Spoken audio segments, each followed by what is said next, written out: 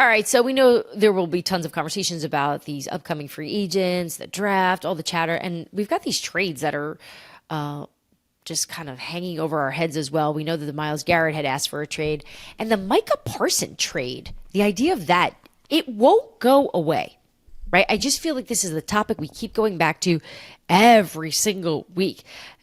Micah and the Cowboys haven't had any conversations on their deal. Are you surprised by that? No. Am I surprised by that? No. No. Right? This is Dallas. They do all their deals late. They never go early on this stuff. And they've been very transparent that they want Micah back, that they want Micah to be part of the future. So it's really going to come down to whether or not they're going to feel aggressive to get a move on this. But is there a reason to do it now, Chase? That's when I'm looking at this big picture. Why would the Dallas Cowboys get a deal done right now at this point in February? They shouldn't. They don't need to. And just the longer they wait, the more leverage they have. It's just everything. I mean, you know this. You've been covering this longer than I've probably been playing in the NFL. It's like everything's a deadline business in the NFL, right? There's no deadline to get it done. He's still under contract for him. Now, I agree. The longer you wait, if you wait a year, which I can't imagine they will, the price is only going to go up.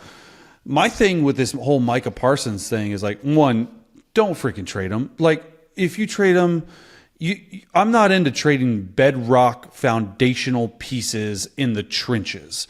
Like, you just lost a first ballot Hall of Fame guard in Zach Martin, who had more all pros than holding penalties. And you're trying to trade one of the best young players who hasn't, even my opinion, hasn't even reached his potential. Don't do that. But then, if I'm looking at it from Jerry Jones' side and Stephen Jones and Will McClay and all those guys over there in Dallas, they're going to be the first team, Dianna, in NFL history that are going to be paying 3 different players over $30 million a year. Like Dak Prescott at 60, CeeDee Lamb at 35 or whatever he's making, 34, and then Micah is going to make more than 34, which is what Watt is making in Pittsburgh. So you're going to count between 3 players, over 40% of the cap space is going to go to those 3 players. How do you build a team like that? You draft really well. You're going to have to knock free agency out of the park. Oh, wait, you don't have any cap space. So how are you going to do that? It's a conundrum they're in. I can understand why they're doing it, but I don't think you should trade foundational pieces.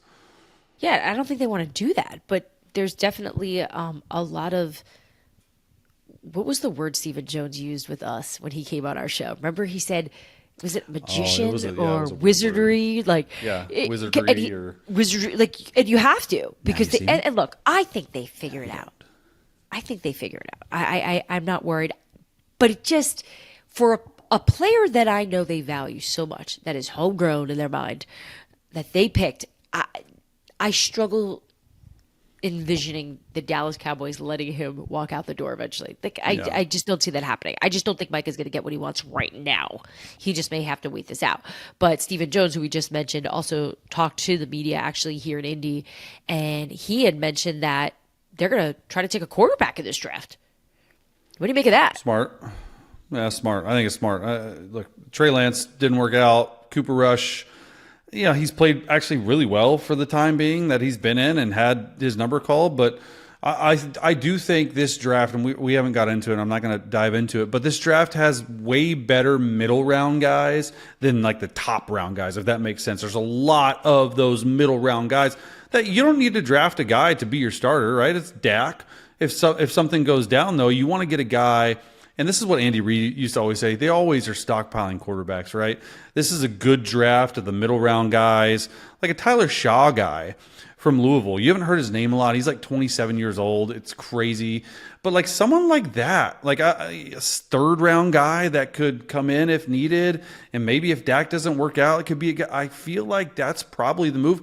And you get him under a really good contract, a third or fourth round contract for a guy that could be your backup for 4 years. It makes a lot of sense to me. I normally would just blow right by it, but since we just finished a season of the quarterback rebirth, do you think that Trey Lance still has another shot with a new coach, a new system? Do you think it's just been, yeah? I think that, one, the fourth round pick that Dallas gave up might have been the worst trade in NFL history. I'm just joking a little bit, but then a little bit not really. I like the fact that when Trey Lance was traded, that John Lynch and Kyle Shanahan said, hey, we're acknowledging this. We made a mistake. Let's move on. Dallas, same thing. How many other chances? Usually Dianna, a first-round pick, gets 3 chances. I think this is a second chance and done for him. Do I think he's going to be on a roster? Yeah, I think someone will take a flyer on him. Do I think he'll make a roster? I don't know. It's way too early to tell. The tape in the preseason is not great. The Week 18 tape wasn't amazing. I can't see it.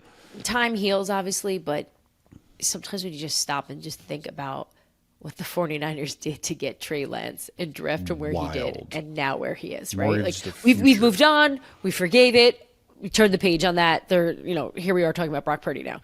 Yet I cannot believe that happened in our lifetime, and somehow they've been able to stay above water here, right? And they've figured it out, and now they're going to invest and make a big investment in Brock Purdy. Thanks for tuning into Scoop City. If you want to hear more, make sure you like and subscribe.